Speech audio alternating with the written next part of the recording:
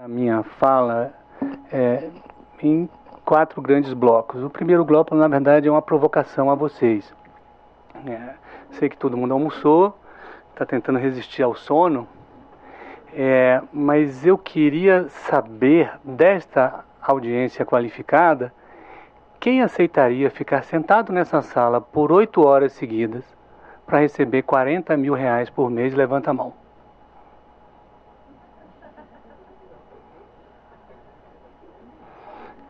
Quem aceitaria ficar nessa sala sentado por 8 horas seguidas para receber 10 reais a hora? Bom, essa provocação para vocês sinaliza de modo prático uma das questões relativas à questão da autonomia e da liberdade. O ponto central da ideologia propagada pela reforma é que ela busca ampliar a liberdade em 2 vetores específicos, né? A autonomia individual da vontade, manifestada na perspectiva de aumento da boa-fé e da confiança dos contratantes no âmbito das relações individuais, e de igual modo, né, uma maior capacidade dos agentes, dos atores sociais coletivos, também exercerem autonomia privada coletiva, o que o vulgo, não sei se popular, mas pelo menos popularesco, passa a chamar de negociado sobre o legislado. E a resposta de vocês é a síntese do conceito que alguns chamam de hipersuficiência e outros chamam de hipersubordinação. Frequentemente a gente confunde, e isto, qualquer que seja a origem do pensador do direito, confunde vulnerabilidade com renda, não é? De modo que a renda retiraria completamente a vulnerabilidade e, mais ainda, confunde vulnerabilidade com autonomia da vontade. Não é? Eu não quero fazer aqui nenhuma apologia à neurolinguística, e muito menos à neurociência, mas a neurociência e a psicanálise diz que somos muito pouco livres e muito pouco autônomos. Mas o que vocês responderam para mim é curioso, porque pelo que vocês disseram, ao levantar ou não a mão, quem ganha 10 reais por hora tem mais liberdade de resistir à estipulação do contrato do que quem ganha 40 mil reais por mês, para fazer exatamente a mesma coisa, se subordinar à minha estipulação de que fiquem sentados 8 horas por dia no auditório. E isto diz um pouco sobre o que é a vulnerabilidade e o que é a capacidade de exercer autonomia dentro dessa instituição, que para mim é uma instituição pública, que se chama mercado de trabalho. Nós podemos ser menos vulneráveis, portanto, menos sujeitos aos riscos sociais impostos pela sociabilidade capitalista, e mesmo assim ser menos livres, menos autônomos. Porque o risco de degradação social e de perda do status social de quem ganha 40 mil reais por mês é muito menor do que o risco econômico apenas do que aquele que está ganhando 10 reais por hora de trabalho, para fazer qualquer coisa dentro desse mercado de trabalho. Então, com isso eu queria introduzir uma reflexão de vocês sobre certos sentidos e certos vetores da legislação que vai entrar em vigor no dia 11 de novembro. Porque se eu pudesse dizer algo estrutural sobre a reforma, é que ela reduz a liberdade. Ela reduz a confiança e ela reduz a boa-fé objetiva dos contratantes, no plano individual e no plano coletivo. Para não dizer dos aspectos preconceituosos da nova regulação. Só para se ter uma ideia, qual é o maior popstar do Brasil atualmente? É um garoto Matusquela, certo? Que mistura um pouco de palhaço com malabarista e gênio, não é?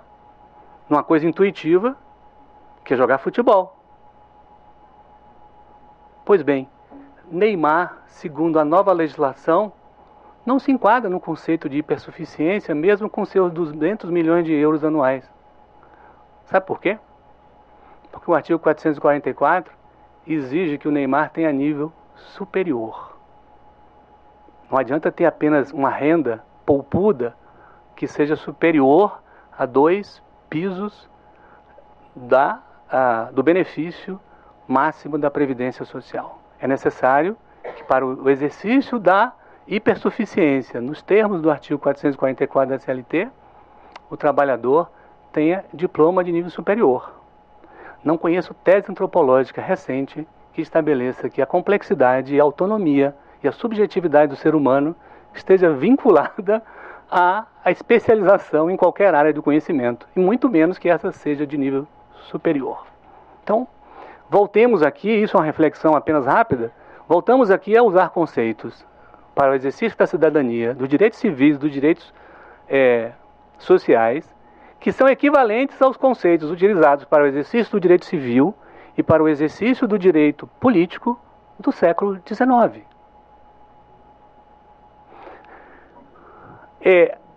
No plano coletivo, a legislação chega a ser até pior, né? Porque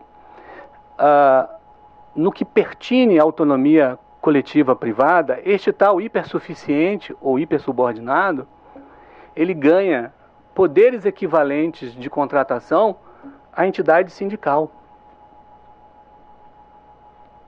Vejam que coisa curiosa, porque em todo regime jurídico, seja ele de países anglo-saxões, seja de países do civil law, e principalmente disso que hoje é a tendência do capitalismo moderno, que é exatamente a fusão dos dois sistemas, em nenhum deles se cogita a ideia de que as prerrogativas que se concede ao dirigente sindical possa ser equivalente às manifestações de vontade dos indivíduos. Não é? A National Labor Act americana de 1935, a legislação inglesa, a legislação francesa, a legislação alemã, qualquer legislação nacional ou legislação comunitária, para sermos precisos, como quando falamos da Europa, qualquer delas estabelece deveres e prerrogativas e garantias para os representantes coletivos, porque exatamente sabe quais são os desgastes e as necessidades para que ele exercite o dever de representação. Gravem isso, dever de representação. Então, a autonomia, se eu pudesse sintetizar o vetor principal da proposta, da regulação aprovada, é que ela desconfia dos brasileiros individualmente e desconfia dos grupos sociais organizados do Brasil. A legislação, ela é uma legislação que tem um grande vetor de, digamos assim, promoção. E se tem alguém promovido nessa legislação, é o estipulante. Aquele que, diante da sua capacidade técnica e principalmente diante da sua capacidade política e econômica, estipula cláusulas, tanto no plano individual quanto no plano coletivo. Chega a ser tão evidente esse esvaziamento da autonomia da vontade na proposta, que você substitui as formas tácitas de contratação por formas solenes. Qualquer estudante de direito é capaz de raciocinar que quando nós tornamos da essência da validade do ato jurídico a forma escrita, nós estamos limitando a autonomia da vontade. Estamos limitando a capacidade dos cidadãos praticarem atos próprios da vida civil. Então, o contrato de intermitente e o teletrabalho, por exemplo, se tornaram formas contratuais que requer de cada organização cultural, seja ela voltada ao mercado ou voltada apenas aos serviços sociais, requer delas uma capacidade técnica que a maioria esmagadora das pequenas e médias empresas não possui. Gerenciar o contrato de teletrabalho implica, primeiro, fazê-lo de forma escrita. Segundo, toda adição contratual também tem que ter forma escrita. Para não dizer das deficiências regulatórias. Não é? Se você abrir o Código do Trabalho português, que para nós é a legislação comparada mais próxima, e porque também está em relação com o direito comunitário europeu, vocês vão descobrir uma coisa. Os pressupostos do teletrabalho é a isonomia entre quem está em teletrabalho e quem não está em teletrabalho. E para não ter dúvida, há artigo 167, salvo engano, que estabelece diretamente o dever do controle de jornada. Porque nem os portugueses foram capazes, né, de afirmar que a peneira é capaz de tapar o sol. Não é? Se o uso dos meios telemáticos e do uso dos meios de telecomunicações, se eles nos dizem alguma coisa, e para não dizer da minha própria voz, eu recorro ao Google. Coloque lá a seguinte mensagem de busca: Zuckerberg e invasão. Vocês vão ver uma foto em que o Mark Zuckerberg coloca um esparadrapo na câmera do seu notebook e ao mesmo tempo desliga o microfone, porque ele sabe que o uso da telemetria combinado com o uso da informática é capaz de invadir qualquer equipamento eletrônico para controlar o tempo, captar imagens e a voz das pessoas. Então, isto implica em mais controle ou menos controle? Não é? Pensem vocês. Bem, mas eu tenho que falar exatamente do problema relacionado da autonomia coletiva, não é? Desse talvez que seja o assunto mais interditado no Brasil, porque até mesmo os juristas, os juízes laboralistas se ocupam pouco disso. E quando se ocupam, de um modo geral, usam lugares comuns. Em qualquer texto, de qualquer vertente do pensamento acadêmico brasileiro, não é incomum chamar-se as entidades sindicais e os seus dirigentes de fracos, submissos, vendidos, né? E a expressão máxima que envolve tanto o preconceito quanto a concorrência, pelegos. Não é? Isto, se você pega a literatura histórica, você vai encontrar isso em textos desde os anos 20 no Brasil. Não é? Não quero aqui desqualificar o fato de que sim, há o risco de que entidades sindicais sejam capturadas por organizações mais fortes. Mas o fato que, se eu pudesse dizer algo em favor de todos os dirigentes sindicais brasileiros, qualquer que seja a sua tendência ideológica e qualquer que seja, digamos assim, a sua performance do ponto de vista da probidade, do caráter, porque eu não gosto de jogar as pessoas por esses critérios, principalmente quando estamos falando no espaço público e de questões institucionais. Não é? Usar da miséria humana como forma de expandir a compreensão sobre o espaço público é, a princípio, já criar vítimas e algozes. E eu não gosto de ter, na minha fala, ninguém que seja vítima dos meus próprios preconceitos. Então, como é que os trabalhadores do Brasil, de um país historicamente marcado pela mercantilização do ser humano, se comportam diante dos constrangimentos institucionais para o exercício da sua liberdade, seja ela individual e principalmente coletiva? Como é que essa marca da nossa desigualdade vai influenciar isto? Eu não quero fazer um retrospecto histórico muito grande, mas só para lembrar vocês, se na Idade Antiga, não é, o sujeito histórico, criado talvez pelo mais famoso escravo do mundo, que era Espartaco, foi criar um exército de resistência, ao longo do tempo, a classe trabalhadora vai usar outros instrumentos.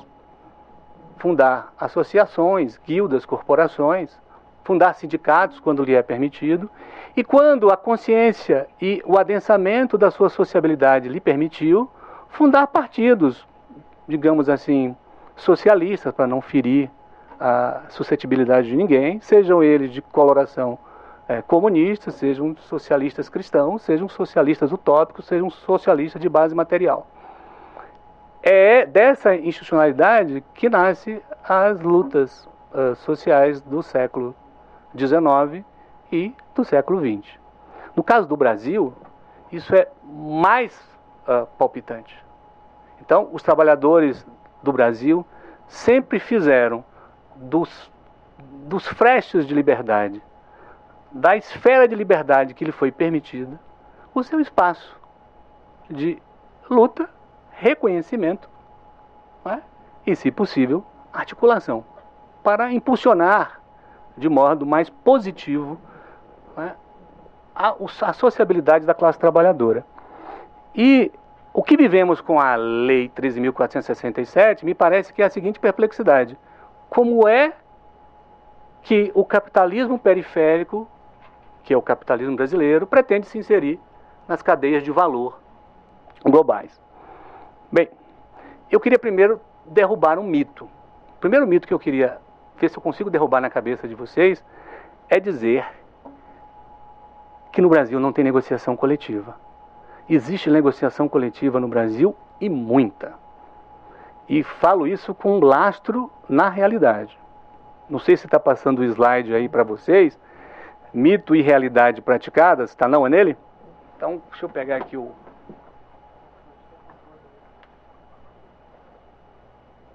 Esse aqui?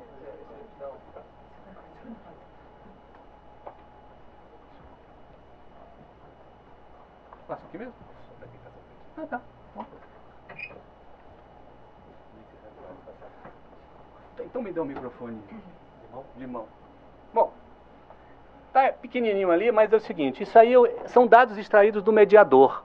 O mediador é uma das páginas do Ministério do Trabalho e Emprego que registra oficialmente todas as convenções e acordos coletivos que celebrados são registrados no Ministério do Trabalho e Emprego. Os ingleses são obsessivos com a história e com o registro da história. E isso valeu a um certo barbudo chamado Karl Marx, né, uma obra para todo o século. E isso se deve ao fato de ele frequentar uma biblioteca pública em Londres, porque os ingleses registram absolutamente tudo há pelo menos 700 anos. No Brasil a gente não tem o hábito sequer de frequentar os nossos bancos de dados para saber exatamente o que a gente fala se reverbera na realidade. Não é? Bem, então, só para vocês terem uma ideia, o Programa de Proteção ao Emprego foi criado no governo da presidenta Dilma Rousseff como um dos instrumentos para combater, né, a crise que se avizinhava, tentando dar um subsídio para manter empregos. Na data que eu pesquisei, então não é a data do passado, mas é a data que eu pesquisei, em agosto de 2017, haviam 185 acordos coletivos que tratavam da proteção ao emprego, com base naquela lei. Só que nesta mesma data haviam vigentes no Brasil 63.230 acordos coletivos de trabalho. Instrumentos coletivos de redução de jornada, foi essa a minha busca. A redução da jornada eram 8.506 instrumentos. E instrumentos que envolviam a redução da jornada e salário, zero. Zero. Isso tem um outro dado curioso. Aí um dado que eu peguei na imprensa, um dado da FIP, que fez uma pesquisa no ABCD, né, na região ainda industrial ali do entorno de São Paulo. Dos acordos coletivos que celebraram, reduziram a jornada de salário, 63% foram externos ao PPE. Isso me leva a inferir o seguinte: primeiro, no Brasil se negocia muito, e segundo, as necessidades próprias que a classe trabalhadora e os empresários que atendem hegemonicamente o mercado consumidor interno celebraram para resolver os seus problemas. E isto por quê? Porque não atende aos parâmetros regulatórios fixados na lei, né? Que exigem uma série de condicionalidades que o médio e pequeno empregador geralmente não consegue atingir. Mas os trabalhadores e seus dirigentes sindicais resolveram o problema. Eu não sei se vocês sabem, mas não foi a legislação que criou a estabilidade do acidentado. aquela proteção ridícula lá do artigo 118 da Lei 8.213, não foi uma criação divina do governo do presidente Fernando Collor de Mello. Aquilo estava nos acordos e convenções coletivas do final dos anos 80. Nasceu da manifestação de vontade da organização coletiva do trabalho. O aumento do adicional noturno está nos acordos e convenções coletivas. As proibições à revista não nasceram com o direito civil brasileiro, nem com a lei que proíbe a discriminação. Nasceram nos acordos e convenções coletivas.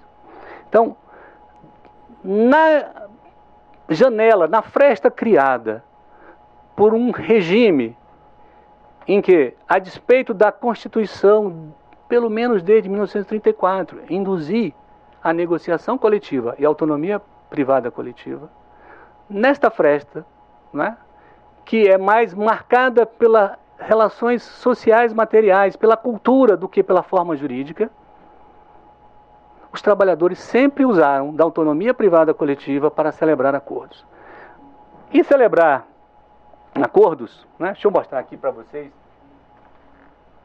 É bom que eu vou queimando as calorias aqui do almoço. Para ficar claro para vocês, aí o efeito do tal do PPE. Isso aí são dados do Ministério do Trabalho e Emprego, não são nem dados que eu produzi. Então vocês estão vendo aí, né? Quantidade de solicitações ao PPE em análise ou deferida em agosto de 2015, 159. Trabalhadores beneficiados, 61 mil.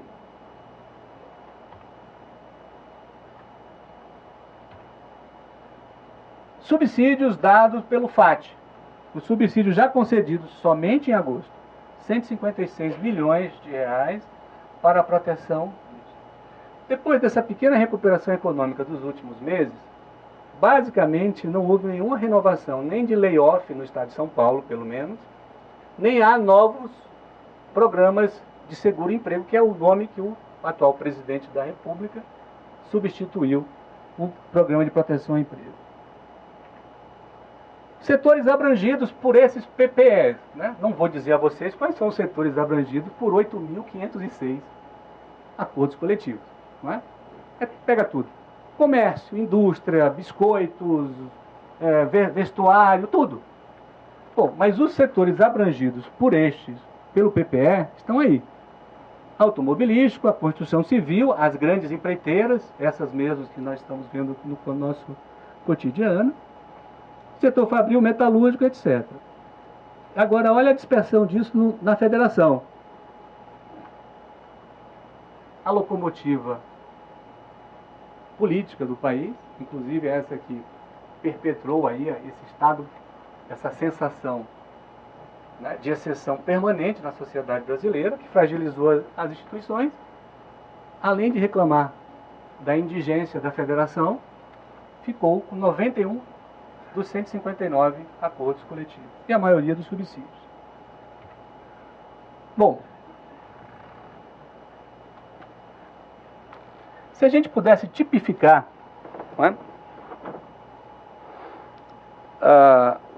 os efeitos que a reforma tem sobre a autonomia coletiva no Brasil, eu diria mais ou menos isso. Ela busca, né, como efeito da regra em abstrato, isso não quer dizer que esta regra será aplicada desse modo, ela esteriliza a jornada de trabalho como bem privado para fins de negociação coletiva. Isso quer dizer, ela cria uma seguinte presunção. No âmbito da negociação coletiva, portanto, é a lei quem diz, não é a negociação. Isso é relevante fixar. Não é a negociação coletiva que está fazendo. Eu vou daqui a pouco tecer críticas ao exercício utilitário da autonomia privada coletiva. Mas não é a negociação que está fazendo isso. É o Estado que está induzindo a institucionalidade a dizer que, para efeitos de autonomia privada coletiva, jornada de trabalho não tem natureza de bem público. Não tem relação com o meio ambiente de trabalho, não tem relação com a saúde do trabalhador, não tem relação sequer com o exercício dos direitos civis. Bom, a outra consequência é redução do exercício do controle da legalidade e condicionalidade né, dos atos oriundos da autonomia coletiva. Esse é um efeito específico que o artigo 8º e o artigo 611 vêm dar, né, ao exercício da autonomia privada coletiva. Se criaria no Brasil uma espécie nova de magistrados e, mais do que isso, uma espécie nova, que não é tão nova assim, de ato jurídico.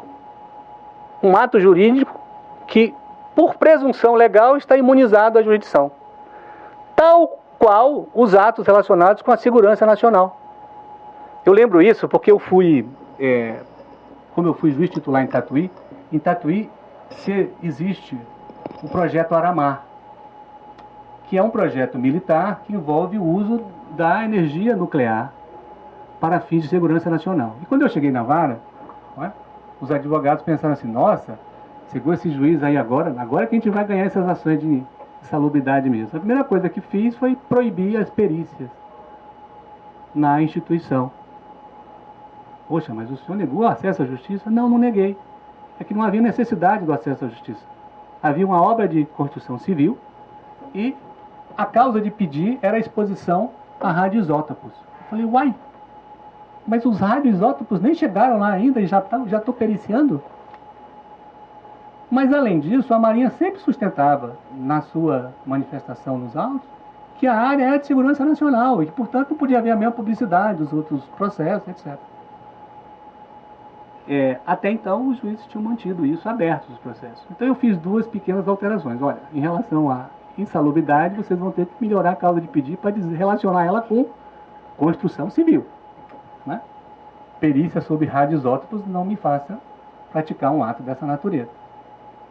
E a outra coisa era que, insistindo isso, por conta da natureza da instalação que a gente tinha que periciar, o processo estava sob publicidade restrita. Né? Já que envolvia, de certo modo, em tese, a segurança nacional.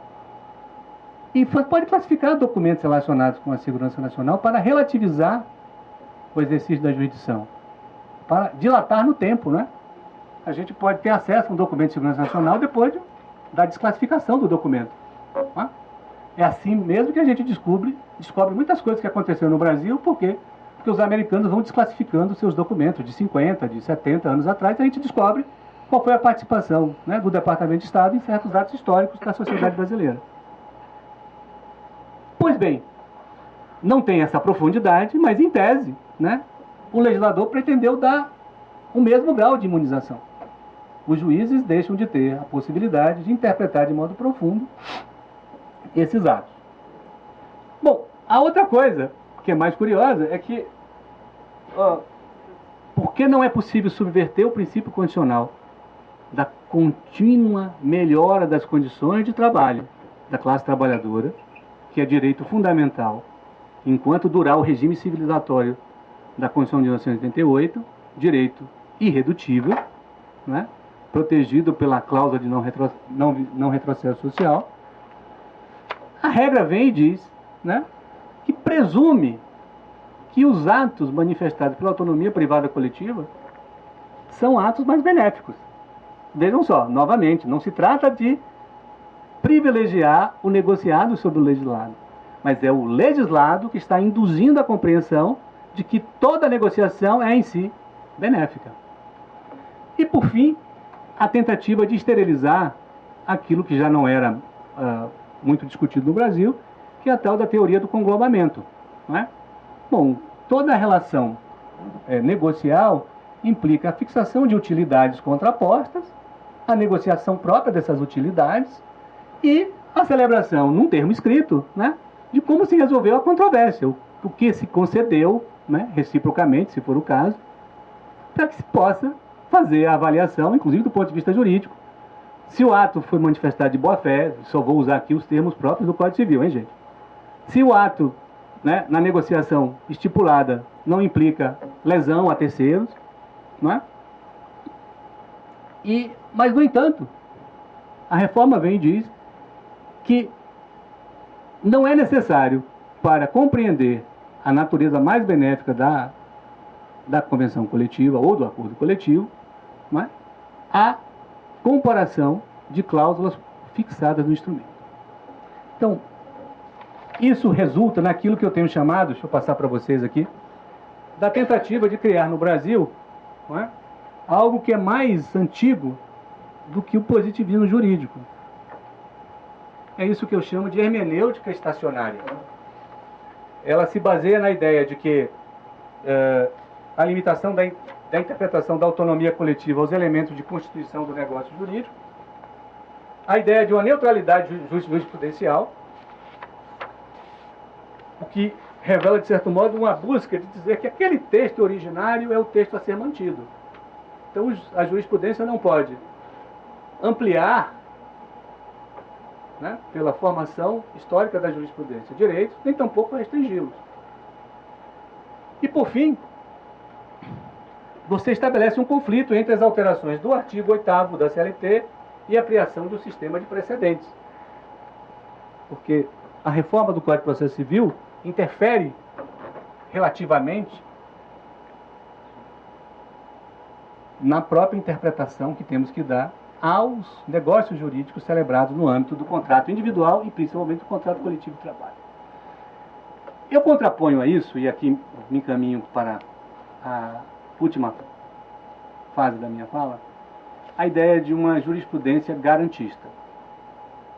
E ela se baseia exatamente nos próprios pressupostos constitucionais e nos pressupostos infraconstitucionais que ainda norteiam a CLT. Vejam só, nem a alteração do artigo 444, nem a alteração do artigo 502, que trata lá da cláusula compromissória, que cria um outro conceito de hipersuficiência, né, que aí dispensa o diploma de nível superior, nem mesmo os artigos 611-A e 611-B são capazes de estabelecer em abstrato como capital e trabalho vão usar a nova regulação. Vejam vocês, vou dar um pequeno exemplo para vocês. Lá no 611-A, em que se estabelece quais seriam, não é, os assuntos passíveis de exercício da autonomia privada coletiva. E aviso a vocês, salvo com a Constituição Polaca de 1937, nunca houve essa limitação. E aviso mais uma vez, o artigo 611-A é apenas uma relação exemplificativa. Se vocês gostarem do latim, é números apertos. Porque a liberdade é muito mais ampla do que aquilo. Mas está dito lá, por exemplo, né, que remuneração é um dos assuntos, e inclusive auxílio alimentação é um dos assuntos permitidos pela autonomia privada coletiva. Já no artigo 611-B, né, se estabelece também como regras, né, tem exemplificativas, portanto, números apertos, aqueles assuntos que estão proibidos ao exercício da autonomia privada coletiva. Então, só para fazer um pequeno exercício dialético, a alimentação sempre foi compreendida em duas dimensões na teoria do direito do trabalho, não é? Como salário, não é? E como indenização. Nos concursos públicos, né, se geralmente para fixar o conceito, alguém sempre brinca com preposições. Pelo trabalho, para o trabalho. Eu vou tentar me alongar um pouquinho nisso para vocês compreenderem a origem disso. Porque tem um outro dispositivo de lei que diz que isto não, ou da reforma que diz que o auxílio alimentação não pode ser pago em dinheiro, não é mesmo? Sabe qual a razão disso? A razão instrumental, econômica e financeira. O PAT, que foi criado em 76, ele representa, né, a tentativa de atualizar uma sociedade em transição do capitalismo agrário para uma sociedade industrial e urbana. E uma das coisas que envolve a sociedade industrial urbana é exatamente a formação das grandes cidades e a dificuldade de deslocamento. E a dificuldade de deslocamento, na cabeça do capital, sempre tem o risco de aumentar o absenteísmo. Não é? Pois bem, o PAT vem e ele não apenas cria uma forma de indenização, né, para a alimentação. Ele cria todo um setor de serviços no entorno dos centros da cidade. Não é? Todos esses restaurantes por quilo ou à la carte que estão no entorno dos centros urbanos, eles são alimentados por esta política pública. É ela que induziu uma nova forma de sociabilidade em que você trabalha, almoça próximo ao trabalho e retorna imediatamente ao trabalho. Pois bem, e aí me encaminho para fazer uma crítica ao utilitarismo da autonomia privada coletiva. Todo contrato, ele serve basicamente para atender necessidades biológicas ou necessidades instrumentais dos contratantes. No caso dos trabalhadores, como regra, são presentes apenas necessidades biológicas. O acordo coletivo de trabalho, no curso das transformações que o capitalismo sofreu, ele vem sendo um instrumento usado pelo estipulante, portanto pelo capital, para se subtrair de regras de proteção social. Se subtrair diretamente ou indiretamente das regras de proteção social. E a sua razão instrumental é a concorrência, que seja. Não é? Pois bem, não é incomum encontrarmos em acordos coletivos de trabalho, não uma, mas duas. Na verdade, eu ando encontrando agora, em certos acordos coletivos de trabalho, 3 cláusulas que disciplinam o fornecimento de alimentação. Acho que até o Ministério da Saúde devia prestar atenção nisso, porque parece um bolsa gordinho, né? A pessoa recebe indenização para se alimentar mais de uma vez. Não é? Por que isso é relevante? Porque no artigo 611-A, isso se insere nas hipóteses de negociação coletiva permitida, como sempre foi. E no 611-B se diz que é proibido, no âmbito da negociação coletiva, não é? Disciplinar a exigência ou a não exigência de tributos. É expresso isso. Ora, quando eu digo que uma verba deixa de ser salarial para ser indenizatória, não é? Eu estou cuidando exatamente de uma hipótese, se legal, de elisão tributária. Estou dizendo que algo se excepciona à hipótese de incidência fixada em lei que protege ou o fundo geral, não é? Os tributos em sentido lato, ou os fundos sociais, os tributos em sentido, né, estrito e voltado para a proteção do trabalho. Pois bem, isso se tornou um hábito nas negociações coletivas. E antes que alguém acuse, os pequenos sindicatos são os grandes que estão fazendo isso. São as grandes corporações sindicais que estão usando dos instrumentos do utilitarismo próprio da autonomia privada coletiva para criar regras que, aumentando ou mantendo a renda dos que trabalham, ajuda a enfraquecer o fundo público. No meu estado, teve um caso dos mais emblemáticos, e acho que eu fui o juiz que primeiro proferiu uma decisão sobre esse aspecto. Quando o Banespa foi privatizado, a estrutura salarial do Banespa era muito mais generosa que a maioria dos bancos, que todos os bancos privados do Brasil, e que mesmo dos bancos públicos federais. Pois bem, sucessivamente, o Sindicato dos Bancários celebrou com o Banespa acordos coletivos que, preservando o emprego, ampliava a PLR, a participação nos lucros e resultados, que também, olha só, que redundância, foi parar no artigo 611-A, e em detrimento do reajuste da cláusula de reajuste geral. Como a previdência complementar dos banespianos era extremamente forte, os aposentados passaram anos sem receber nenhum reajuste na sua renda. E o tribunal lá, ao longo do tempo, foi criando a jurisprudência e a gente estabeleceu a compreensão de que todo contrato, veja se isso faz parte do direito regulatório brasileiro, que todo contrato de trato sucessivo merece revisão, principalmente nas suas cláusulas de equilíbrio econômico-financeiro. Quando o sindicato representa apenas os ativos, ele está violando o dever de representar aqueles que estão relacionados com a relação jurídica base, que eram os aposentados.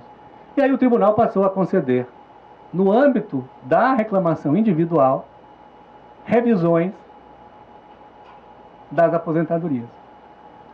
E me parece que esses precedentes jurisprudenciais lá da 15ª podem ser utilizados aqui para compreender a relação dialética entre o artigo 611-A e seu irmão siamês, o 611-B.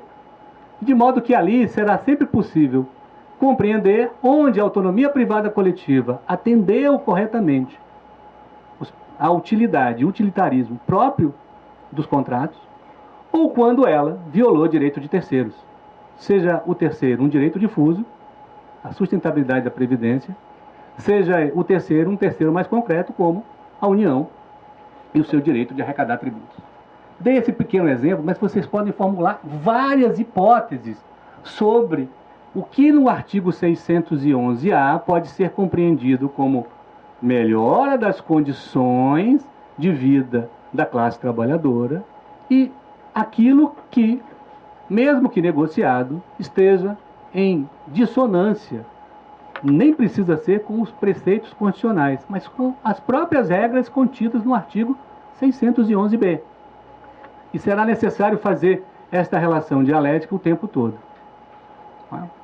Então, eu me encaminho para o final para registrar o seguinte.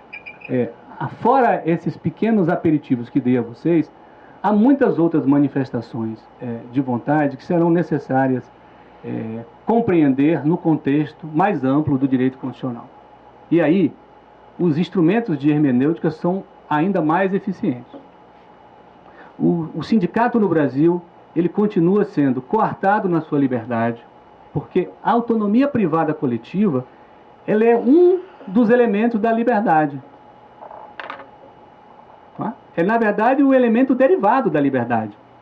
Porque antes, até chegar na autonomia privada coletiva, que celebra contratos coletivos, é necessário pensar na liberdade de criar um sindicato, que no Brasil, por mais que estejamos multiplicando as entidades sindicais do ponto de vista formal, continua havendo um entrave decorrente, né, da unicidade que foi mantida no texto constitucional de 1988 e não tem para mim aqui o veso corporativo que tinha a unicidade pensada pelos positivistas jurídicos que orientaram Vargas e que, de algum modo, acabaram por influenciar e mesmo coartar a liberdade daqueles que foram, né, digamos assim, os pais fundadores da CLT. Porque aqueles juristas que estavam lá, né,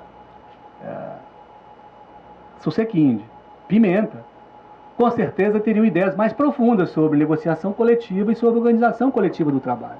Mas ali era uma questão que envolvia um princípio institucional do garante maior, que é o Estado. O Estado olhou e pensou, no novo contrato social brasileiro, eu não quero criar problemas para o campo e não quero classe trabalhadora ativa.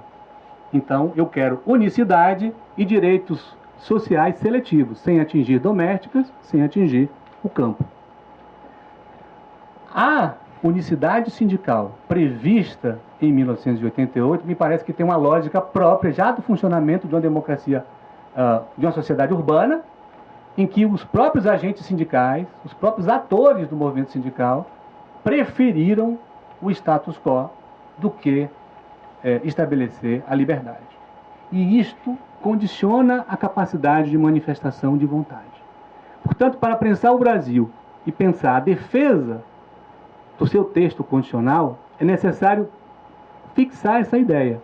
A reforma, ela privilegia um único ator social, que é o estipulante. E quem é o estipulante das cláusulas nas negociações coletivas? É aquele que detém as condições econômicas de se responsabilizar pelos efeitos econômicos. Então é o capital. É o capital que estabelece qual é o nível de compromisso que tem a negociação coletiva. Porque se ele disser ao dirigente sindical, que estão lá representando os trabalhadores, que eles são capazes de aumentar a renda, mas não são capazes de aumentar o salário, é muito pouco provável. E aqui, por isso que eu não estou fazendo uma crítica aos sindicalistas dos sindicatos dos bancários. Só estou especificando que mesmo eles são contingenciados pelo grau de liberdade que a institucionalidade oferece. Pensem vocês, como advogados e como cidadãos, entre aumentar a renda corrente do bancário ao longo do ano em 15 mil reais e aumentar a renda do bancário em nada, qual será, ao final, a opção que o dirigente sindical vai aceitar, a depender naturalmente da conjuntura econômica? Estamos falando aqui do início dos anos 90, que é uma conjuntura econômica muito parecida com a atual. Só que atualmente a classe trabalhadora precisa, através de seus dirigentes, escolher uma cláusula para todas as negociações coletivas que começarem a partir de 11 de novembro, sem a qual eu, na minha modesta compreensão dos problemas e da minha irresponsabilidade de nunca ter efetivamente tido nas minhas mãos os interesses daqueles que trabalham e constroem o país, é sentar na mesa e dizer: a negociação começa com a manutenção dos direitos históricos. A partir daí a gente restabelece a boa-fé objetiva e vamos negociar a conjuntura. Se pode reajustar salário, se pode proteger mais isso. Mas a negociação coletiva, me parece, terá que ser a partir de 11 de novembro, num primeiro momento, né? Parece que os dirigentes sindicais estão sendo convidados a relembrar da história da classe trabalhadora e da sua trajetória. E dizer: o passado não se negocia, vamos discutir a conjuntura.